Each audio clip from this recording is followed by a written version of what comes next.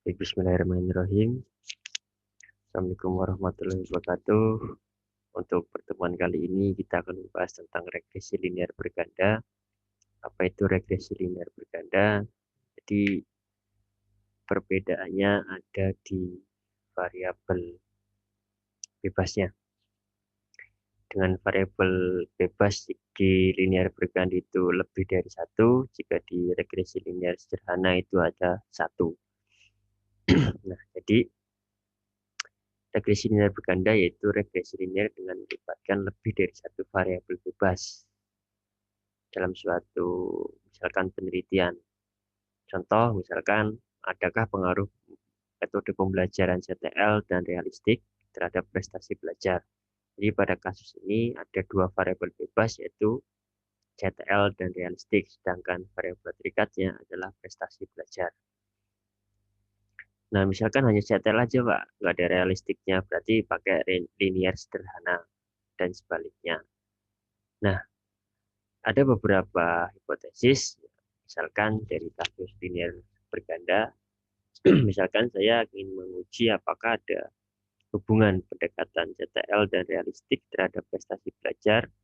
Misal hipotesis yang pertama, apakah ada pengaruh pendekatan CTL terhadap prestasi belajar?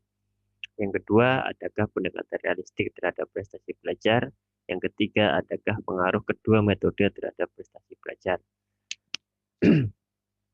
Nah, misalkan saya ada data di sini tentang realistik dan CTL. Nah, untuk kesempatan kali ini kita akan menggunakan software SPSS untuk mengetahui atau menjawab hipotesis yang tadi telah dijabarkan di slide sebelumnya. Nah, kita langsung saja ke SPSS-nya. Nah, ini ada variable view dan data view. Kita isi terlebih dahulu data view-nya dengan variabel bebas dan variabel terikatnya. Misalkan CTL desimalnya 0, kemudian labelnya itu misalnya CTL 1 sebagai variabel bebas yang pertama, dan kemudian yang kedua ada realistik sebagai variabel bebas kedua, dan ini untuk labelnya realistik. Itu untuk X2-nya. Kemudian yang berikutnya ada prestasi sebagai variabel terikat. Nah, ini prestasi sebagai Y-nya. Nah, setelah itu baru kita ke data view. Nah, ini bisa diisi secara manual atau misalkan kita ngisi di Excel dulu, Microsoft Excel, baru di copy di sini juga bisa. Nah, itu. Nah, bagaimana cara analisis regresi bergandanya? Klik Analyze, regresi, linear, kemudian dependennya kita pilih prestasi, kemudian untuk independennya kita isi realistik dan CTL. Klik OK.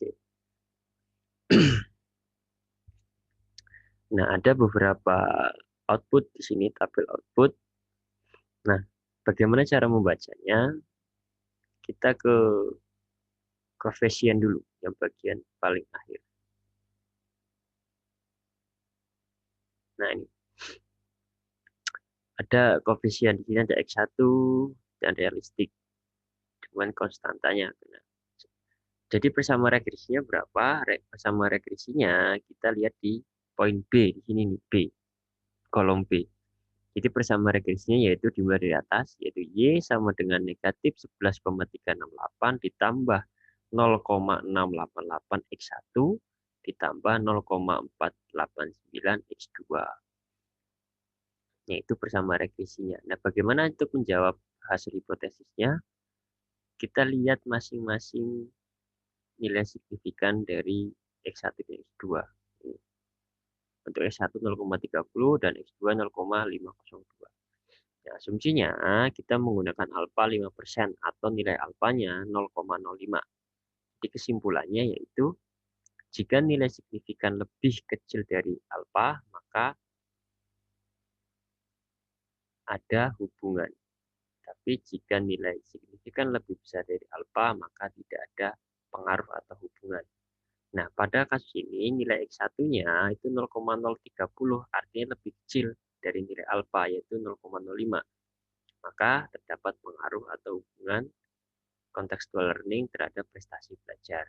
Sementara untuk realistiknya itu 0,502, artinya lebih besar dari nilai alfa. Dan kata lain, untuk realistik tidak ada pengaruh atau hubungan. Nah, bagaimana dengan hipotesis yang ketiga? Kita membacanya dari tabel ANOVA ini. Nilai signifikannya adalah 0, regresi signifikan nih 0,083. Itu lebih besar dari nilai alfa. Maka untuk kedua metode tersebut jika digabungkan tidak ada pengaruhnya terhadap prestasi belajar siswa. Nah, itulah cara membaca hasil output SPSS. Nah, nanti di Sepada ada file PowerPoint dan ada contoh soal. Kalian kerjakan menggunakan SPSS. Baik, terima kasih. Itu saja yang bisa saya sampaikan. Saya akhiri. Assalamualaikum warahmatullahi wabarakatuh.